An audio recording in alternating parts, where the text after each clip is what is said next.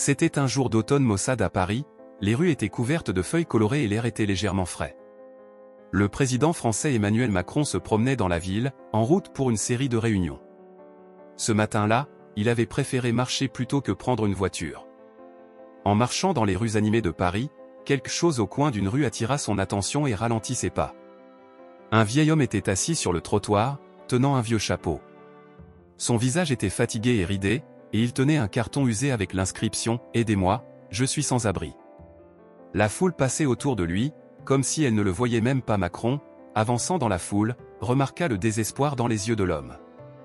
Soudain, une pensée traversa son esprit, une personne ne doit pas manquer une telle occasion qui se présente une seule fois dans sa vie. Il s'approcha de l'homme et lui demanda doucement « Quel est votre nom ?» L'homme leva la tête, surpris, et répondit « Paul. Paul Dubois. »« Paul, je vous écoute, » dit Macron, avec une voix douce mais ferme. « Pourquoi êtes-vous ici ?» Paul prit une profonde inspiration, les yeux remplis de larmes. « J'étais un homme d'affaires prospère autrefois. Mais les choses ont mal tourné. J'ai fait faillite. J'ai perdu mon travail, j'ai perdu mon logement. Maintenant, je vis dans la rue. » Macron écoutait attentivement ces mots, remarquant la lassitude dans les yeux de Paul, mais aussi une lueur d'espoir qui était encore présente.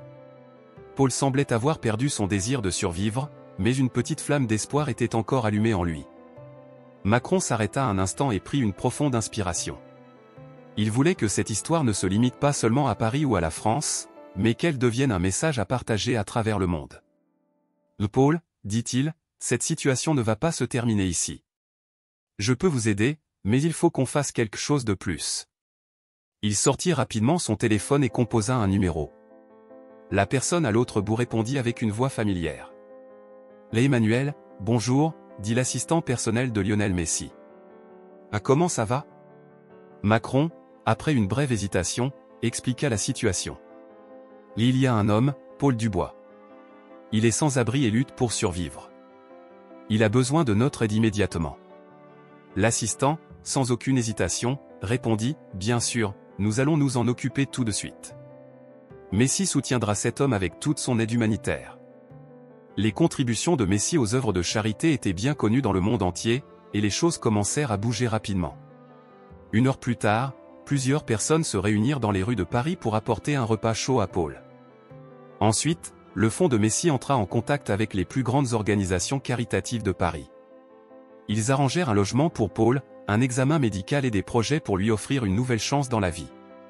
Macron fit appel à un traiteur pour apporter une soupe chaude et un sandwich. Paul, les mains tremblantes, commença à boire la soupe. Macron s'assit à côté de lui et lui demanda de raconter son histoire. Paul expliqua les difficultés émotionnelles qu'il avait traversées après avoir perdu son travail et sa maison. Il parla d'un accident de voiture qui avait marqué un tournant dans sa vie, des problèmes psychologiques qui en avaient résulté, et de la difficulté à trouver un emploi. Avec les projets de Macron et Messi, il commença à croire qu'un nouveau départ était possible. Macron fit monter Paul dans une voiture VIP et l'emmena dans un endroit sûr. Mais tout cela n'était que le début. Le lendemain, Paul fut installé dans un hôtel de luxe à Paris. Grâce au soutien de Messi, il reçut des soins médicaux et l'aide d'un psychologue et d'un conseiller pour l'aider à faire face à son passé. Une grande organisation caritative à Paris s'engagea à lui fournir la formation nécessaire et à l'aider à trouver un emploi. Macron, avec Lionel Messi à ses côtés, décida que ce projet d'aide n'était que le début. Les deux célébrités prirent la décision de lancer une grande campagne de soutien pour aider d'autres personnes dans la même situation. Ensemble, ils mirent en place un projet qui permettrait d'aider des centaines, voire des milliers de personnes, et de fournir un soutien aux groupes les plus défavorisés de la société. Une semaine plus tard, la vie de Paul avait complètement changé. Il ne vivait plus dans la rue, avait trouvé un emploi et était réintégré dans la société. Comment la vie d'une personne peut-elle changer aussi rapidement, se demanda-t-il.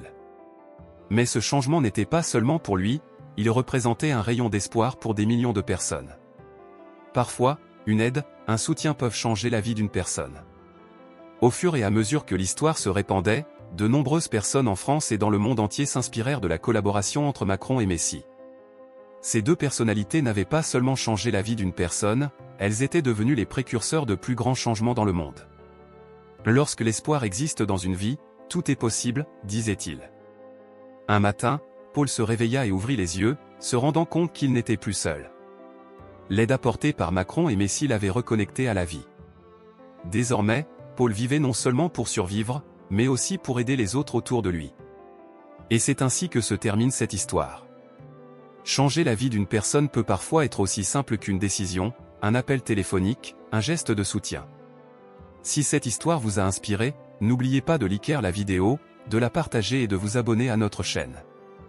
À bientôt dans une prochaine vidéo, passez une excellente journée.